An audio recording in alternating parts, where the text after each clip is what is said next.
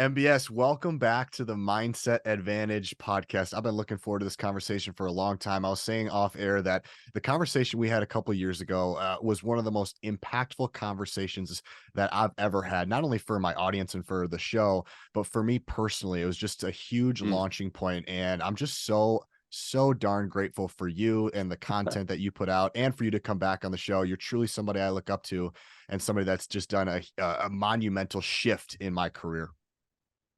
I'm very flattered by that. Thank you. You were showing me the t-shirts you use in the courses you run in high schools and beyond, and it's got "Stay Curious" on the back. And man, I love that because, in the Coaching Habit and the Advice Trap books, the fundamental behavior change I'm encouraging is, can you just stay curious a little bit longer, rush to action and advice giving a little bit more slowly.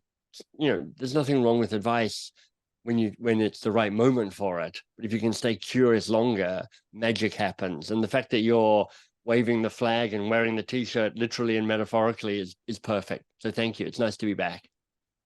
The word curious, it's my favorite word. I think it's one of your favorites as well. And because we It is. both cherish it so much, I think we'd be the perfect people to go back and forth and jam on it a little bit and kind of tell the audience on why it's such a great word. I mean, why is curiosity so great? Why should we all be striving for it? One of the things I talk about with either corporate clients or with high school kids is that there's this childlike curiosity. You hear kids all the time, Mm. why? And then as we age, we kind of lose that sense of curiosity. And when we get to our 50s, 60s, and 70s, we're quite the opposite, maybe more stubborn. Talk to me a little bit about if we want to I want to dive into that word of curiosity. Why do you love it Yeah. so much? Why do we love it so much? I love it. There's this childlike curiosity you're talking about, which is why, which is, how does this world work? And that is a really powerful thing.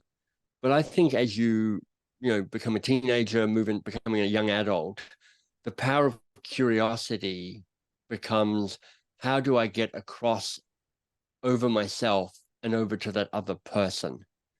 It is a way that you create relationships that have a power and an interdependence and a humanness that matters more than it used to. I mean, there's all this research about isolation and social isolation and loneliness. It's like teenagers going like, I'm trapped in my social media bubble and I feel, on display but lonely. Middle-aged men like me were like, there's research that says, I think it was like 20% of men over 50 don't have a single close friend. I mean, it's this huge gap. And I think there's curiosity in understanding the world. There's curiosity, and this is often used in coaching to kind of understand and figure out what the real problem is. But for me, the deepest current of curiosity is, how do you connect to the other person? How do you create interdependence, not codependence, but interdependence, which is, we are separate beings and we are connected beings at the same time. What do you think is the number one tip for somebody that's like, gosh, I like this. It sounds good. How can I become more curious? I don't think I'm a very curious individual, or maybe it's an area I need to work on a little bit more. How can I portray that a little bit better? What's one or two steps? Well, when you're faced with an opportunity to do something differently, you've got a choice, a fundamental choice. Do I add something or do I remove something? Um, and we tend to have our own bias. Humans in general tend to want to add stuff. It's like, no, the way you solve this is by more. Actually, one of the more powerful ways of changing is stopping stuff or removing stuff. So if you want to add something, one of the places to start is have a good question. You don't need a lot, you just need one. You're just like, what's the question I like to ask? In the coaching habit, which you and I have talked about before, one of the questions I talk about is simply, and what else?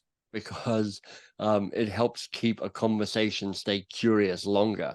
The first answer somebody gives you is never their only answer, and it's rarely their best answer. So, and what else can really help? But if you want to remove something, one of the things that is potentially helpful is just to start noticing how quickly you move into advice giving. Because as soon as you're like, I'm giving you an idea, a solution, an opinion, a suggestion, some advice, you're not curious anymore. You're trying to solve the problem for the other person. You're trying to save them. You're trying to rescue them. And again, there's a place for advice, a good place for advice. But for many of us, advice giving is our default behavior, and that's less helpful. So one place you can start is just by noticing how quickly it is you assume that the thing to do is to jump in and solve people's problems for them. I mean, how about you? How about you answer the question? I'd be curious to know, knowing that you've moved curiosity into the heart of the work that you do, what do you do to try and start nurturing curiosity in the young people with whom you work? Yeah, for me, Michael, it's a lot. It's top of mind. I'm always thinking about how can I return with a question, and it's Mm, almost like, to be frank with you, it's a little bit of a game. I want to see how long can I ask the person questions without, and it's kind of this game that I play. And I've also yeah. found in my time working with athletes is that it sticks a little bit more with them when they can come to the solution themselves, and that's the aha moment as a coach where I'm like, yes, you got it. Or maybe they come up with something I didn't even think about, and then I kind of step away and go, Right, let's go with that. So it removes me a little bit, but I think there's a common misconception there too. It's not like I'm not here to help. I'm just not here to right, shove my advice down your throat. So I'm more of the soundboard, kind of right. like if people have been to therapy before. Therapy's a lot in that sense too, where it's a lot of questions and reflections. That's the role I personally like to play. Yeah. And this will sound counterintuitive to some of the coaches listening in, but an idea that somebody comes up with on their own, even if it's like 80% as good as the idea that you've got, they're 100% more likely to actually act on it, because it's just again, this is counterintuitive, but even when people come to you for advice, as soon as you offer advice, basically you have more status and authority and rank than they do, and people inherently resist the advice you're giving them. And you know this to be true. Just think of all the advice you get given on a regular basis and how much of it, how little of it you actually follow. Well, that's true with your advice as well. People resist advice. It's not even personal. It's the way a system works. Systems are homeostatic. They resist change. People are systems. When you offer them suggestions, it's just a part of their limbic brain resists that. So if you can figure out how to help them figure this stuff out themselves, come up with their own ideas, maybe as the coach, you go, I love what you're saying here. Let me refine it a little bit, make a suggestion. There's just that bigger chance of them actually doing something differently, which is the point in coaching. And this isn't just how you teach high school or college athletes. This is operates at the highest levels of great sport. I mean, the Rugby World Cup is on at the moment, rugby union. So the most famous team in rugby union is the New Zealand All Blacks. They are this monumental, amazing team. They have the most winningest record of any professional sports team in any sport anywhere in the world. Just at the start of the games, they do a New Zealand Maori haka, so a war dance, which is this incredible start. And the way they're coached is the way you're talking about, which is it's not somebody going, tell you what you need to do. It's what do you think? What are we trying to figure out here? What do you think the solution is? What can we work best here? Now let me refine some of that for you. It's a much more player-centered advice where you make the player the champion, you tap into their wisdom, you help them figure stuff out, and then you fine-tune that wisdom. Couple phrases that come to mind. First, something that I think about is trying to make the environment player led, not coach fed. Mm, Player led, not coach fed. that's So that's nice. something that I think about a little bit too. And then another phrase that I really like, or a quote that I've heard, is that great questions lead to great answers. And you're a huge fan of asking great questions. I'm curious, what, in your opinion, Michael, what makes a great question?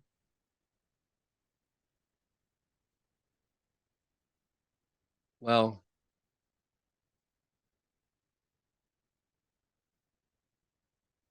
I mean, context means everything. So what a good question is depends on you and them and the moment. But if I had to answer some sort of generic things, in general, I will prefer to have an open question rather than a closed question. So one where I need an answer that's more than yes, no, or maybe. Secondly, I love a question where people go, huh, that's a good question. It kind of disrupts them. I have my own podcast, and I love it when a guest goes, oh, that's a good question, because they're tapping and making connections that they might not have made before. So something that is disruptive like that. Often I'm trying to ask a question that pushes them a little bit deeper than they might have gone. It's not always appropriate, but I love a question that makes you go, I don't know the answer to that, but starting the quest for an answer is really interesting. Like, for instance, one of the questions I sometimes ask is, what's the lesson you keep having to learn? Mm, Like, that's a really interesting question, wow. because it makes people self-reflect and go, what is the thing that is hard for me to learn? What doesn't stick? What do I keep resisting? What do I keep, that saying madness is doing the same thing over and over again, expecting a different result. So where is there madness in my learning process? Um, and we all have lessons that keep repeating. I mean, it's part of the human condition. We've all got our kind of key drivers, our key kind of quirks, and the dynamics, they show up a bit differently. They're a bit more subtle. They become a little more refined, but it's the same stuff. Like, I will spend my entire life learning and relearning about what uh, independence and interdependence means, because I've got one part that is hungry to be interdependent, and one part that runs away from that and says, no, set me free. Don't give me any boundaries. Like, don't fence me in, man. Like, I'm gonna die with that dynamic playing out. So you might say that's the lesson for me to keep learning. Um, or a question, another question I like. This may not work in the kind of sporting arena, but it works as a kind of more personal one, which is, what's the burden it's finally time to put down? Mm. And this can be really powerful, because it's like, yeah, man, so often, so many of us just pick up something and we're like, it's my job to carry this. And this permission to put down expectation or disappointment or trauma of some sort, or a way of seeing yourself that isn't affirming. It's like, it's time for me to finally put down the burden of, I'm not good enough to be on this team. I'm like, wow, what permission that opens up in terms of freeing somebody and kind of getting to the heart of them. So often the questions I ask are more about the being than the doing. They're more about identity and who are you? Who are you in your messy, complicated brilliance? Because the doing stuff kind of happens after that, and there's 1,000 things in the world that are kind of getting people to get stuff done. I'm like, how do I unlock your greatness? And, in a previous book I wrote, we unlock our greatness by working on the hard things. So it's like, how do we find the hard things for you? But how do we keep coming back to this understanding of what it means to unlock your greatness? One of your other favorite questions, I'm going to butcher this, but I heard it on a podcast, was the talking about the difference between what you're good at and what fulfills you. Can you go into that? Yeah, sure. So I've got a new book out called How to Work with Almost Anyone. It's about how do you build working relationships that are as good as they can be between you and that other key person. And the key tactic in that book is have a keystone conversation, a conversation about how we work together rather than plunging into the work itself. So if you're a coach, for instance, an athletics coach, rather than going, right, Let me talk about the game plan. Let me talk about the physical training. Let me talk about the drills. Let me talk about the uniforms. Let me talk about whatever you talk about as an athletics coach. You sit down with a player and go, when you've had a really great coach before, and it's really brought out your best and encouraged you to go for it and really helped accelerate your development as a young athlete, what do they do? How do they help? How do they support you? And then you can say, and now let me tell you, when I've worked with a student before and I felt like I was the best possible coach for them and they really flourished, let me tell you what they did. Let me tell you how they showed up. And now you're having a conversation about how will we work together? And it's surprising because not many people have done this with them. But can you imagine the gift to the athletes you train, where you sit down one-on-one and go, how do I be the best possible coach for you? Let me understand it. I may not be able to do all the things that you want, but if I understand it and you understand me, we've got a better chance of hitting the right drills, hitting the right performance levels, being a tighter team as best we can. The first question of the 5 questions in the Keystone conversation is, what's your best? When do you shine? When do you flow? And it's an interesting question. It's not what are you good at? It's not what are your values? It's not what are your strengths, which are questions that get asked in and around that kind of question. It's like, what's your best? Tell me your peak moments. And partly this is insightful because what we're good at is not necessarily what lights us up. Like when I played soccer, I still play soccer, but when I played it in a kind of, when I was a younger person and I could play it at something that wasn't resembling a slow walk around a soccer field, which is, how I now play soccer with my other old dudes kicking the ball around. I played for quite a long time as a goalkeeper, and I got pretty good as a goalkeeper, and I didn't love being a goalkeeper. And so this is this understanding that there's this difference between what you're good at and what you're fulfilled by. And people understand that to be true for themselves. Oh yeah, there's stuff I'm good at, which I don't particularly love doing. But often when we look at other people, we go, if you're good at it, you should be doing it. You're probably fulfilled by it. And a conversation with somebody to say, look, let me tell you what I'm good at and fulfilled by, because that's my sweet spot. So for me, playing soccer, what I am good at and fulfilled by is playing and running the defense, the back line. Like I'm pretty good at that. I know I kind of, even though I'm really slow, I know where to stand. I know how to tell people where to go. I see the danger early on. That's good and fulfilled at. Then there's stuff that I am good at, but not fulfilled by. And let's say for the sake of argument that goalkeeping is part of that. I'm like, I'm a decent goalkeeper. I know how to, I just played that position for a number of years, so I've got some skills. And some of them I can vaguely remember. And hopefully got nothing in the I'm not good at it and I'm not fulfilled by it, because what are you doing? What are you doing? Because not only do you suck at it, but it sucks you dry. It's like the worst of all combinations. And then there's something around, what am I fulfilled by, but not yet good at? That's a really interesting conversation, because that's actually your growth. That's your edge. That's what you're learning. So when I play my kind of old dude soccer on a Sunday morning, I ask to play as a forward. Now, I am not a good forward. I'm just like, I have a piddly weak shot. I have no natural instinct for where the goal is. But I get a lot of joy out of trying to learn that, trying to figure out what it means to be a forward, to position myself differently, to run in a way that opens space or scares a defense or confuses a goalkeeper. It's like, it's my preferred place to play. And I'm like, look, I'm not good at it, so don't make me the only forward, because then we won't score any goals.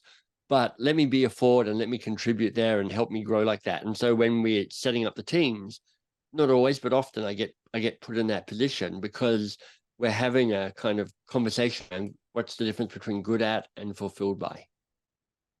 I can't help but think of the young athlete right now that is good at their sport, but they're not very Yeah, fulfilled at it. And I'm just imagining a parent conversation of, but Sally, you're so good at volleyball. And she's like, yeah, I know I am, but it's not very enjoyable for me. I'm not fulfilled by it. They might not say fulfilled, but it's not very enjoyable for me. I'm curious, yeah, what's the advice to a scenario like that? Because I think that's pretty prevalent where kids are good at the sport, and so the parents think you're having a great time because you're good naturally. What are your right. thoughts there? Well, like I don't have kids myself, so I don't know what the reality of this is like. So whatever I'm about to say, take with a huge pinch of salt because I'm just making stuff up here. I've got no real life experience of this. Um, but I will say one of the questions I think is interesting and helpful, a question I stole from a guy called Roger Martin, who's a kind of strategic thinker and writer, is the question, what needs to be true? What needs to be true? So the way you might ask it in this context is, so you're doing volleyball, you're pretty good at it, Sally. Here's what I'm curious about. What needs to be true for you to actually be enjoying this as well as being good at it? Hmm, What needs to be true? And I just don't even know what she would say, what Sally would say. But what you're not going, do you enjoy this? Yes or no. That's very much in the moment right now. Is it a good thing? Is it a bad thing?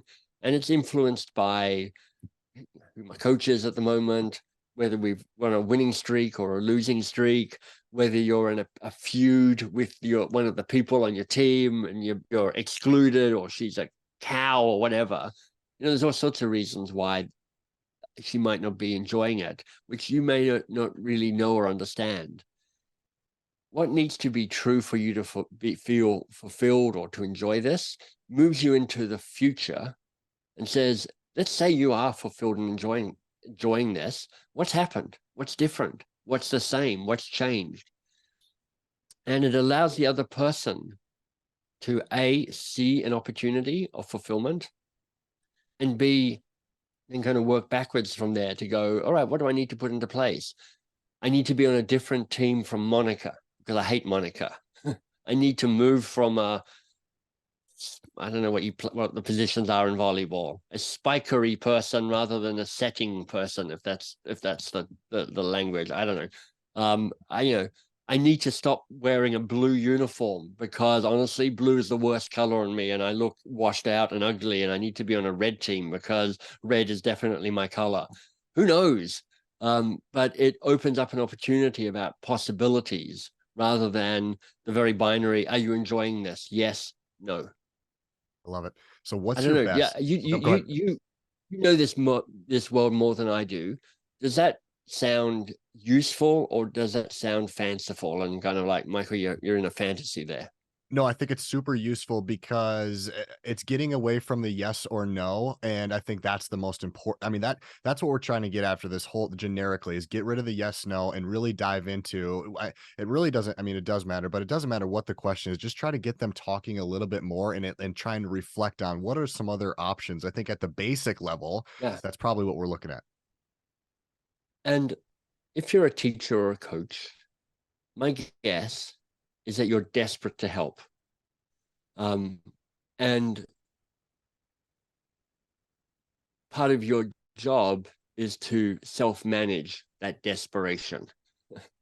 I've got this TEDx talk called How to Tame Your Advice Monster, which just talks about the cost of being the person who leaps in to fix it, to solve it, to save it, to be the solution, to be the rescuer. Um, and I know it's driven with the best of intentions, which is like you're trying to help this person, but it's also tinged with actually not great, and it's not even intentions. It's tinged with your own needs, your own ego states around. And the three advice monsters are to tell it, to save it, and control it. Tell it is like I need to be the one with the answer. Save it is I need to be the one that rescues everybody from everything. And control it means I need to have my hands on the wheel. I need to be in charge of this. And the motivation to keep jumping in to try and fix it is often driven by one of those three advice monsters. So it's around, and this takes us right back to the start. The behavior you're after is not to never give advice. It is, can you stay curious a little bit longer? Can you rush to action and advice giving a little bit more slowly?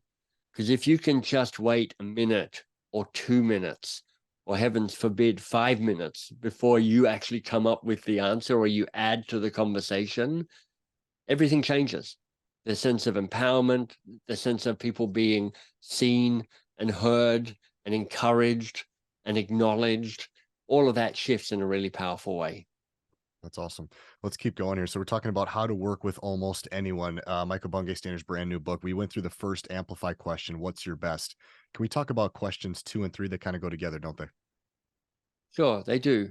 Well, actually, questions 3 and 4 are the best pairing, the good date and Oh, the yes. bad I'm sorry. date Yes. Yes. questions. So Yep. before I get to that, let me give you question number 2. Question number 2 is the steady question, which is, what are your practices and preferences? So it just kind of talks about the mechanics of how people work. Now, honestly, I've written this book mostly for people in working relationships in a more corporate setting. So, this may or may not land in terms of the people who tend to listen to this podcast. I know some of them are in corporate settings for sure, but some of them are, look, I'm an athletics coach. How do I make that work? But it's like, here are my practices and preferences. When practice starts at 7 o'clock, it means practice starts at 7 o'clock, which means you're changed by 10 to 7, which means you're in the changing room by 6:45. And that's the thing. And here's the consequence of you not doing that. And an athlete might be going, this thing in particular is difficult for me because of this background. So this is what I'd like you to know about me in terms of my practices and my preferences around that, which is like, coach, I show up on time, but the first half an hour, I'm pretty useless because I'm not a morning person and training is at 7 a.m. And so it just takes me a while for the hamster wheel to start spinning. Even though the body's there, I might be asleep, I'm still committed. It's just my biology in terms of how I wake up and when I wake up, or something like that. And then the good date and the bad date questions. We've touched on this a little bit. The good date, the insight is patterns from your past repeat again in your future. So mine those past insights about relationships so that you can shape the future relationships. So, the good date question is, what can we learn from past successful relationships? And we kind of role model that conversation, which is like, let me tell you, when I coached somebody and it was amazing for me and for them, let me tell you what happened between us that made it so great. And now let me tell you about a time when I coached somebody and it was a struggle. It was hard for them and it was hard for me. And, neither of us hit our potential. And we kind of rubbed each other up the wrong way a little bit. Let me tell you about that. I mean, if you're a young athlete, how amazing to have a coach sit down and go, let me tell you a time where I tried to coach somebody and it didn't work that well. And let me tell you what was going on with me, like where I failed, but also what they were doing that kind of contributed to that. If you're an athlete, you're like, right, so I want the coach to pick me and be on the team and I want to perform well. That's why I'm here. Really helpful to know that I shouldn't do this and I should do this to be in better relationship. And then the fifth question is the repair question, which is, how do we fix it when things go wrong? You hear stories, I hear stories all the time around broken relationship between coach and athlete. Mhm. And there doesn't seem to be a clear way for people to go, let's fix this. It's just like, yeah, they're a prima donna, they're a mean coach, whatever the language is. It's probably ruder than that. But there's all sorts of like, oh, let's just get in. You're on the inside or on the outside, and I don't like you anymore. You're on the outside. Part of researching this book, I read all the great people writing on relationships at the moment. People like Terry Real and Esther Perel and Dan Siegel and John Gottman. These are people who do nothing think about intimate relationships and how to make them work well. And what becomes obvious is two things. They're kind of part one and part two. The relationships that last are the ones that get repaired, because every relationship gets torn, bent, cracked, damaged, let down at some stage. And most of us are pretty terrible at knowing how to repair relationships. And I guess I'm talking mostly to the people who are the more senior ones, have the higher status in the relationships at the moment. Which I'm guessing are the coaches for the most part. One of the most powerful things you can be doing is be the person who takes the lead on this and go, what do we need to do to fix this? So the fifth question is, how do we fix it when things go wrong? And what you're doing, and the power of this question really is, you're like, hey, things will go wrong. There'll be a time when we have a misunderstanding. When it happens, how will we get back to the best version of how we work together? And, the coach is like, if you screw up on the field, that doesn't break the relationship, because screw ups happen. If you do this when I pull you, you throw your helmet down and you stomp off, that isn't great. That does break the relationship. So how will we repair that when it goes wrong? And you're doing two things. One is you're like, let me tell you the stuff that rips the fabric. Some stuff that you thought would rip the fabric doesn't. Some stuff that you hadn't even thought of does. That's helpful to hear. And it's like, how will we reconnect? Because every relationship had these moments where, something happens, you lose your temper, you didn't have breakfast, you say something that gets misunderstood, you hear a rumor, who knows? How do you get back to repair? So there's a couple themes here. The first theme is that what the advice trap, when we jump into giving advice without waiting and being curious. I think another theme in the same kind of umbrella, if you will, is coaches just jumping into practice and jumping into X's and O's and jumping into the schedule.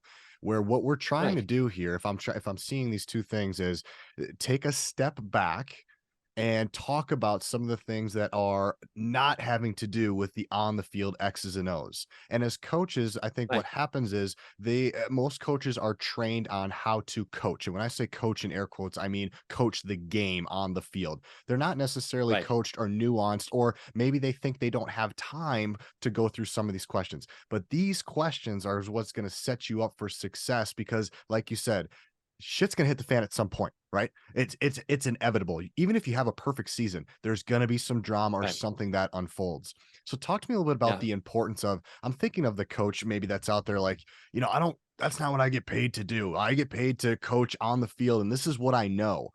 Talk to me a little bit right. about how they can go about this, because for some, Michael, there's going to be people that go, "Gosh, I've been coaching 20 years. I've never had these preseason type conversations." Right. And I'm going to say they may not even be pre-season. They just might be ongoing conversations. Look, this is not really my world. So I'm making stuff up. So it's just coming with the caveat around this. But, it's like, are you coaching the game, or are you coaching the people playing the game? That's right. Because it's like, in the corporate world, like, work happens through people. People join organizations but leave managers. I would guess that in this world, people join team and leave coaches, because you're like, you know what, you don't get me as a coach. You didn't bring out the best in me. And when you hear the great coaches, like, I don't really follow basketball, but is Steve Kerr a coach? Yep. Like the Yep. Spurs or something, maybe? Yep. He's with Yeah. the Golden State Warriors. There we go.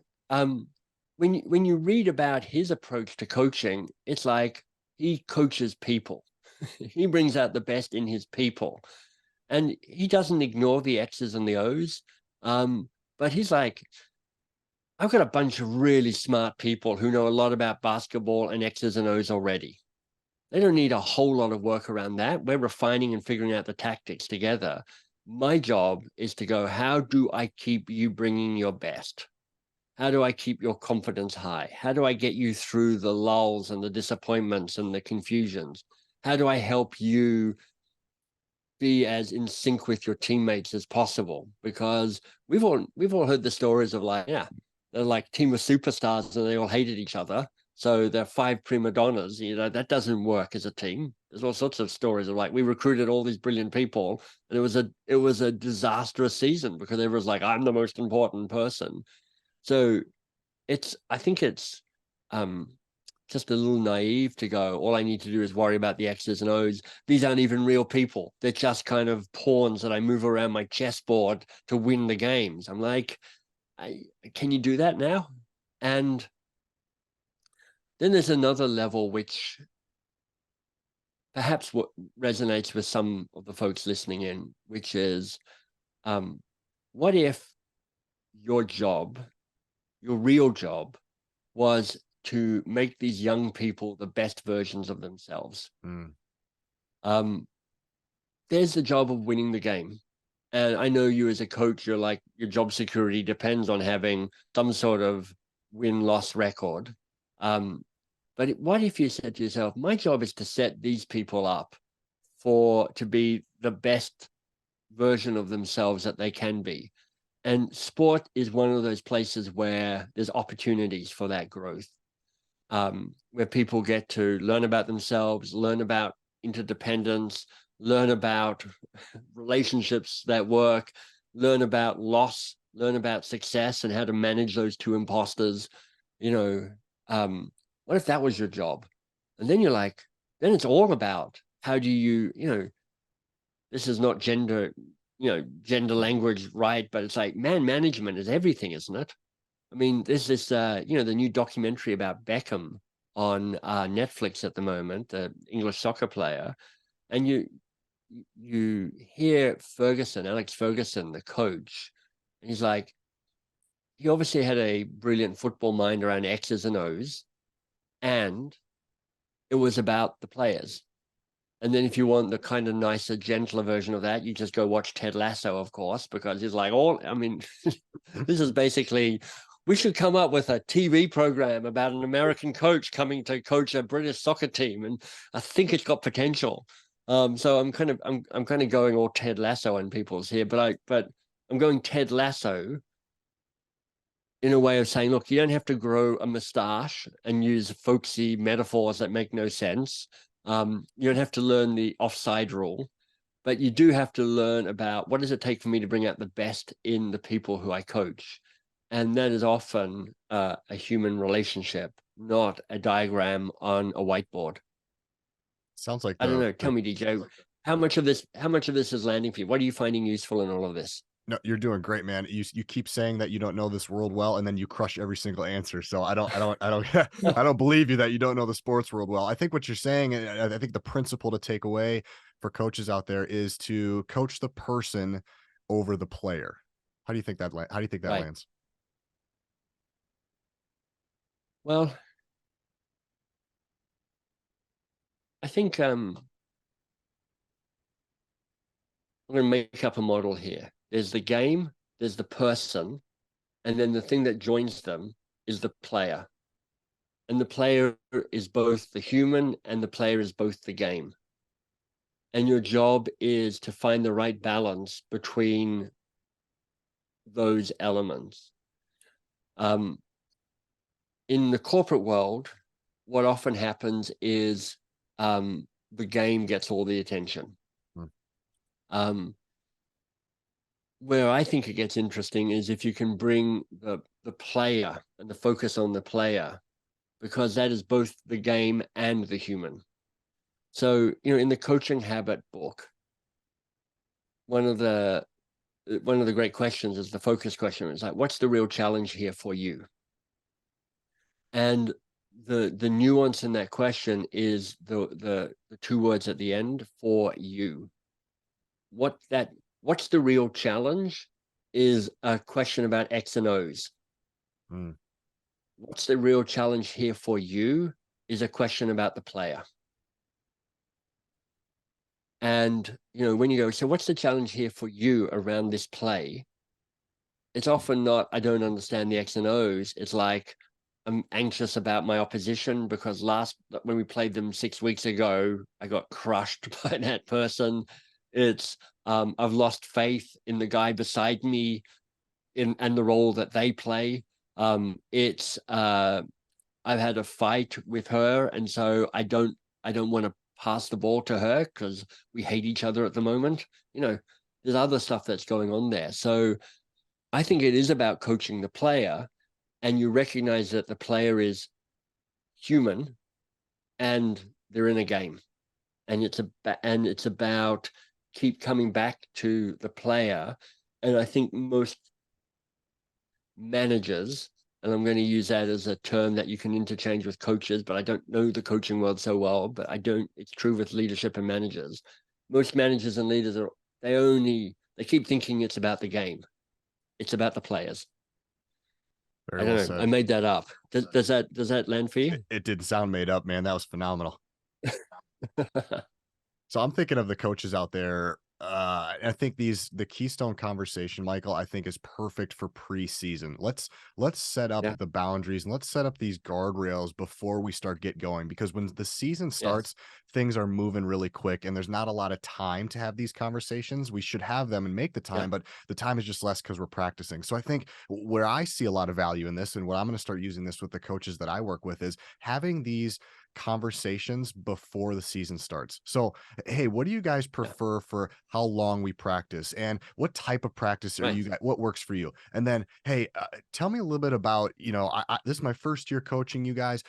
What was some of your best previous coaching experiences like? Talk to me about that. What was the Right. worst ones like? I mean, you're giving coaches a cheat code to having a successful season, but I really think they're all great, but the fifth one is I would double down on the fifth one. How are Really?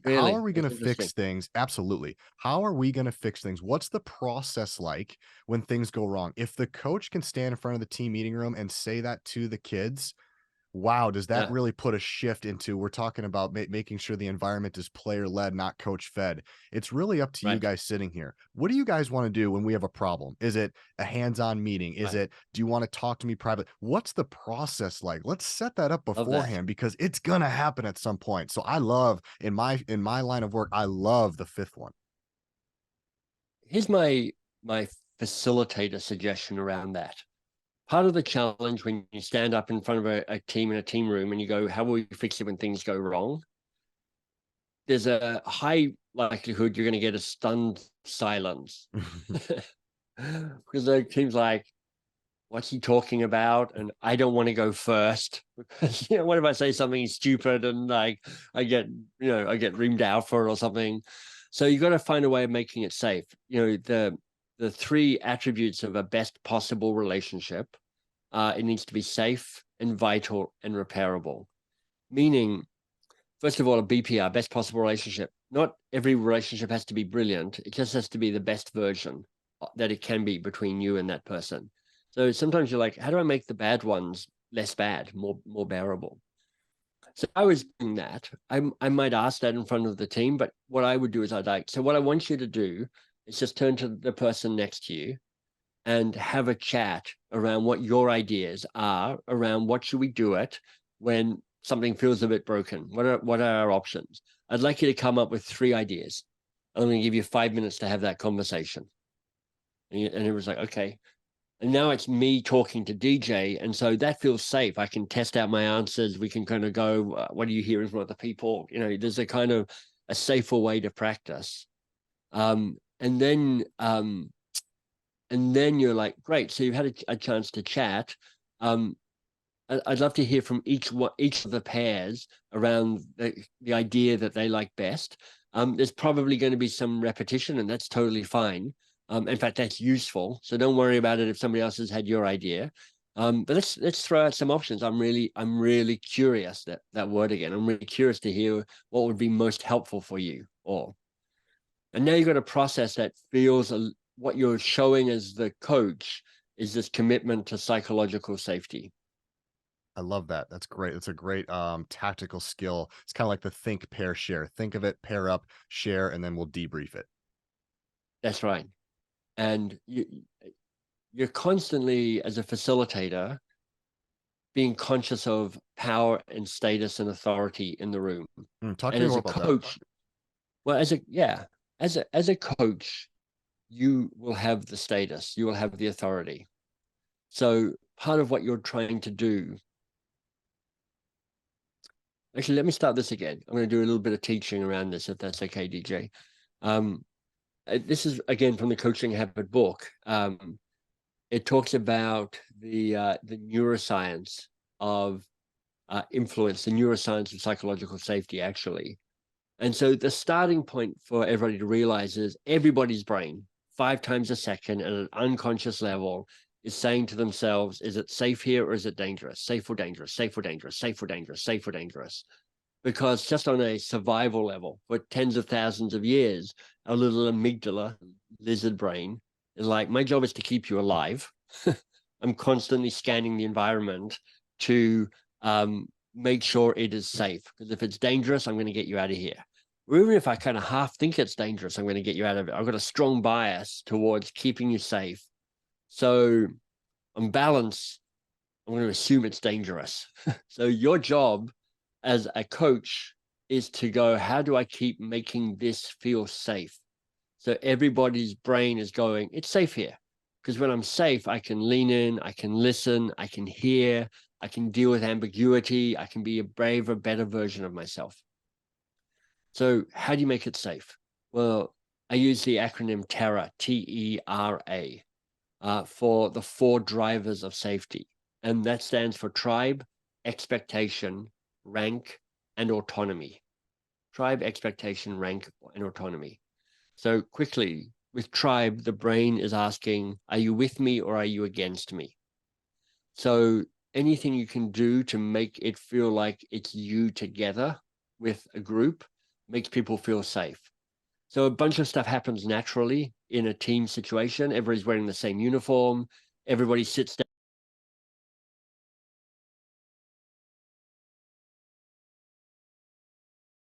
Free throw, and everybody kind of slaps hands with the other 5 people. Touch is a constant way of driving tribiness. So as a coach, you've got a way of going, how do I, you're naturally separate. You've got some choices about whether you want to find a way of moving into that. So do you wear the team uniform? When you're addressing the team, do you sit down and be at the same level that they're at? Just physically at the same kind of height. That actually moves you towards more teaminess, more tribiness. Expectation is the second thing. And the brain is basically asking, do I know what's about to happen or do I not know? If you know what's about to happen, you feel safer. So it's like, we're going to do sprints for 10 minutes. Then we're going to do man makers for 10 minutes. Then we're going to do some skill drills for 20 minutes. And then we're going to do a debrief about what's working, what worked well from the last game for 15 minutes. Just setting that out makes a whole bunch of people's brains go, okay, good. Like, I don't even care, but I kind of know what's about to happen around that. You know, when you're talking to somebody and you're like, my plan is to pull you after 40 minutes and bring in Joanna on the team, that's helping them with expectation.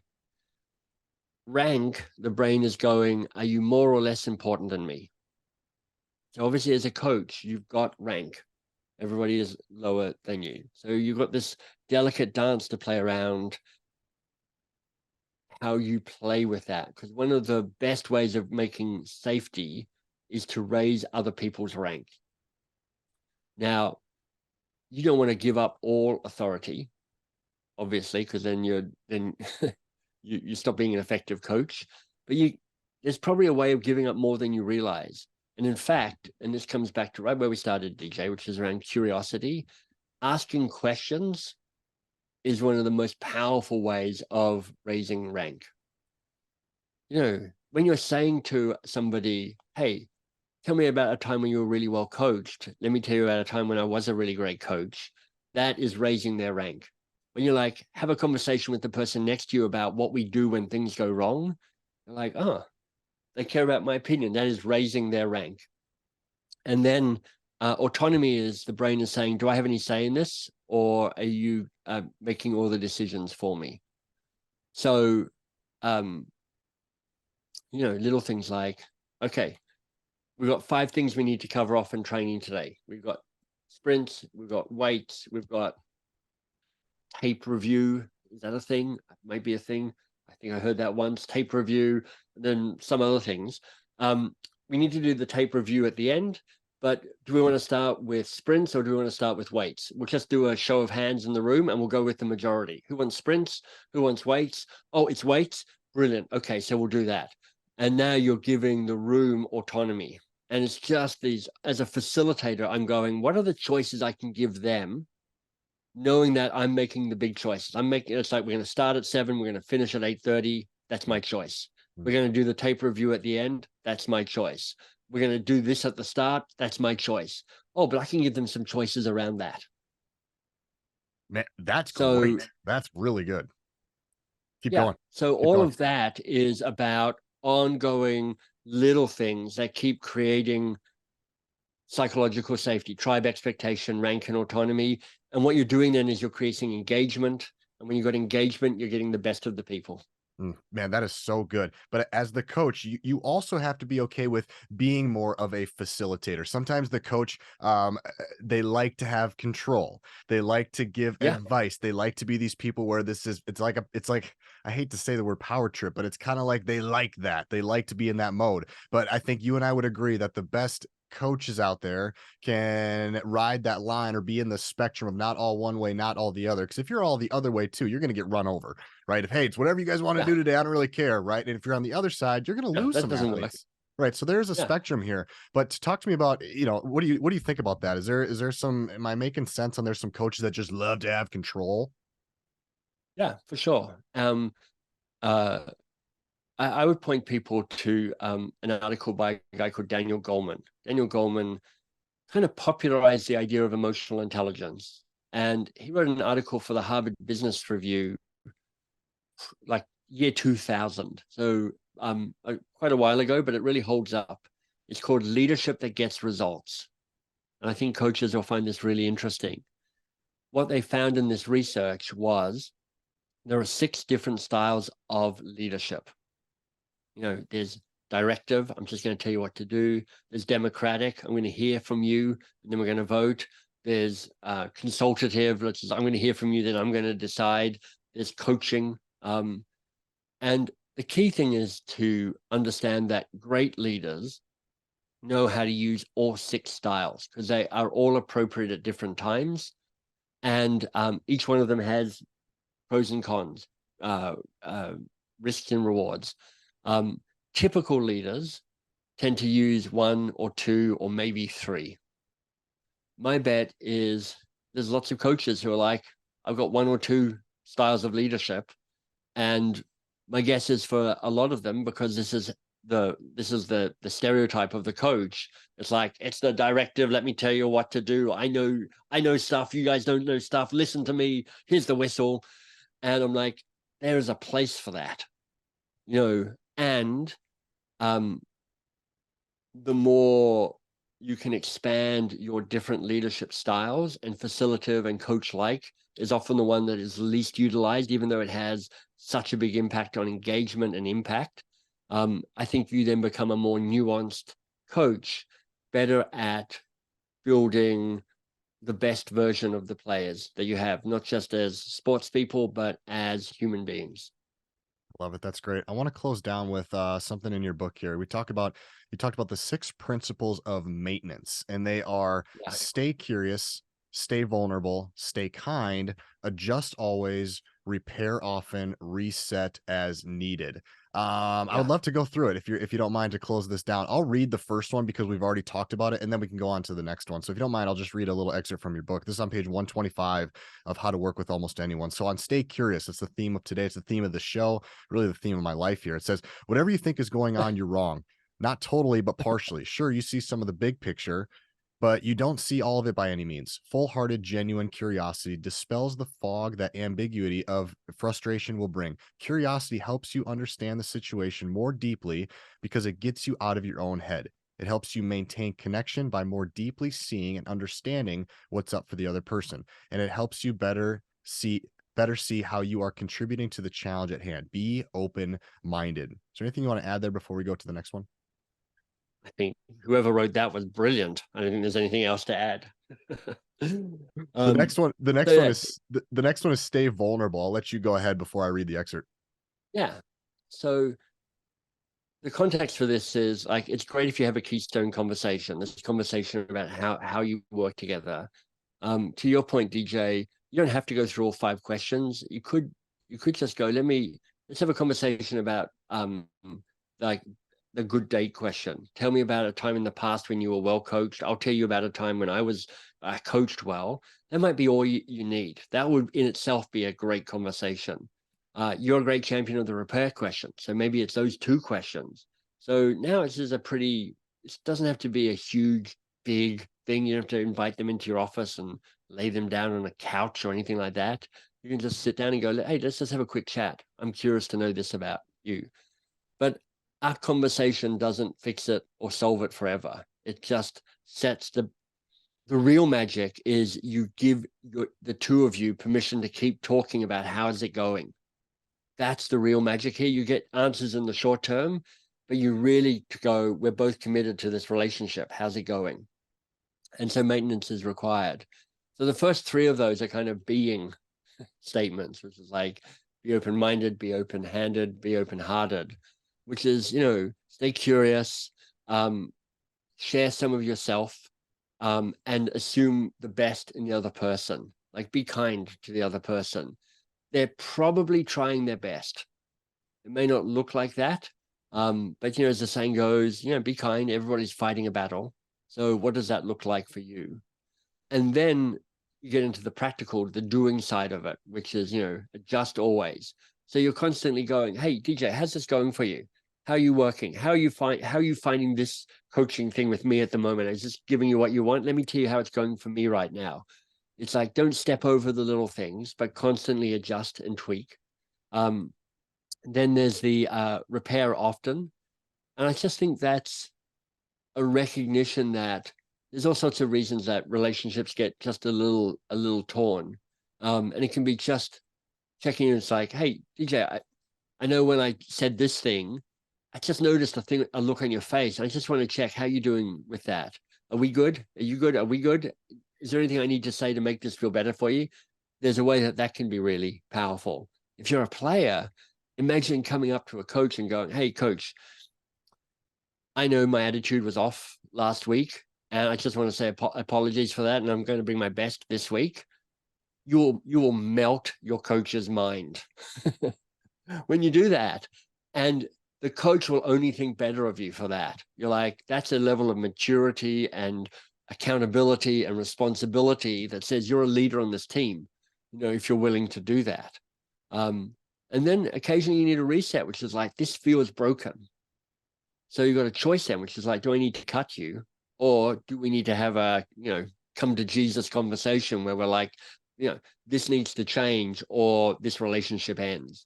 And it kind of gets real around that. This isn't meant to be a book where we all pretend that it's just unicorns galloping around burping rainbows anymore. It's like, this is trying to deal with the hard, messy, complicated thing of working relationships. It's an ongoing, isn't it? So again, six keys here. Stay curious, stay vulnerable, stay kind, adjust always, repair often, and then reset as needed. Michael, as we close down here, I'm going to close down with your close down question, which is in the coaching habit, which is, what was most useful for you here? What I'd like you to do is, if you could answer it and then tell the listeners why you love that question to close down conversations. I think that's a great place to finish with your own work. Yeah. I'm gonna reverse the order if that's okay. I love this question to finish conversations with for 3 reasons. What was most useful or most valuable? The first reason is the person who you've been coaching or working with often hasn't understood what was useful or valuable about it. They're just trying to figure their way through the conversation. So when you pull them out of it and have them look at themselves and go, what was most useful? What you do is you kind of you fire neural connections, you refire it, you're firming up the learning. You're making sure that they're leaving with an aha moment. Secondly, you're getting feedback yourself. So sometimes when you're coaching, something you thought was brilliant wasn't for them. Sometimes you're like, I was just mediocre today, and actually you were brilliant for that other person. So you get feedback about what's working and not working. And thirdly, kind of most cunningly, you're constantly framing the relationship and the conversations as useful and valuable. You're not saying was there anything useful or valuable? You're saying what was most useful or valuable, so that there's this ongoing strengthening of trust and insight about the value of the relationship. So that's why I think it's a good question to finish things on. You know, imagine you're a coach, and at the end of every practice, you say, turn to the person next to you. What was most useful or valuable for you about training today? Now let's hear from some of you. That reinforces the power of training, the value of training. People are talking about how they're making progress. There's a degree of vulnerability there. There's a way that this really tightens your team up. They're like, oh, I get why coach is making me do this now. And that's helpful as well. And for me, what was fun for me was just trying to bring some of these concepts into the world of sport and high school and coaching and athletes, because I'm like, it's not a world I know at all. So it was fun trying to tap dance my way through that. And I'm like, I don't know if any of this is realistic or useful, but I'll give it my best shot. Oh man, you did such How a about great for you? What job. was most useful for you? Um, I could go on and on. I think what was really neat for me was understanding or hearing. I know it's in the book, but to hear you explore a little more on the Terra, TERA. I think that was great. Mhm. Just to understand how do we create a safe environment? Because here's the thing: the coach could have all the great intentions and all the right questions, Michael, but if the kids don't feel safe in raising their hand or saying something that's a little bit on edge, the coach could have the best intentions in the world, man. But if it doesn't Yeah. land or if they're not willing to raise their hand, it doesn't matter. So I think those were that's a level that's not 101, man. That's like a 300 level, but I think that's huge. That's what that was my biggest takeaway. Yeah, nice. Well, DJ, thanks for having me. I appreciate Absolutely. being on the show. Yeah. How can my listeners best support you? Well, if they're interested in this sort of stuff, bestpossiblerelationship.com is the website that supports the book. And you can download the 5 questions. You can see me actually having a keystone conversation with someone. If you bought the book, thank you. And writing a review on Amazon or somewhere online is a really nice thing to do. And if you're curious about some of the other books, because all of the books have free videos and resources with them, my general website is mbs.works, and you can go there and pillage away and take all the free stuff that's most useful for you. Awesome. And I have an extra copy. So if you are still listening to this episode, I want you to post this episode on your social media, tag Michael and I on Instagram. I will send you Yeah. my extra free copy. That'll be for you. Michael, thank you for your time. Good As man. always, you are so freaking brilliant, and I really appreciate your wisdom. Thanks, DJ. It's lovely to be on the show.